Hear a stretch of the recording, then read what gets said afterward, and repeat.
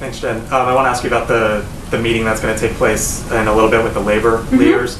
Richard Trumka, head of the afl-cio, has said in the past that he believes the president learned a lesson with his Keystone decision that if you're going to make a decision in which jobs are lost, you should have a specific simultaneous announcement in which there are jobs added. Trumka said, quote, "I wish he hadn't," speaking to the president, "done that on the first day because the Laborers International was right. The Laborers International has said that 1,000 jobs were lost."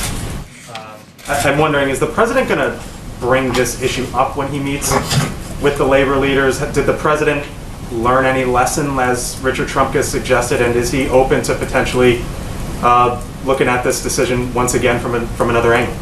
Well, this is not the first time this has happened in here, where there's been about half of Richard Trumka's statement or comment in that particular interview shared and not the full context. And the other context, I unfortunately don't have it in front of me, is about his belief that the president is committed to creating good paying union jobs. And that is certainly what will be central to the discussion the president has with union leaders today, including his desire to create good, clean energy good paying union jobs, and that he believes that those two can simultaneously happen.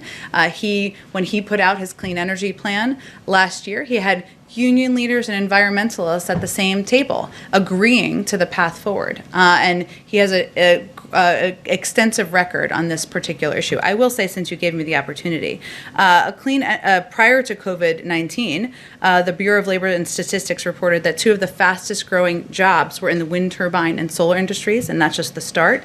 The National Academies of Sciences reported last week that a transition to a net zero emissions economy could grow millions of jobs over the next decade. And our plan, the president's plan, which he'll talk about today, will make historic investments in infrastructure in the auto industry and transit in the power sector, creating millions of good union jobs, and in the process also addressing the climate crisis head on. I'm sure he'll talk about that with the union leaders today.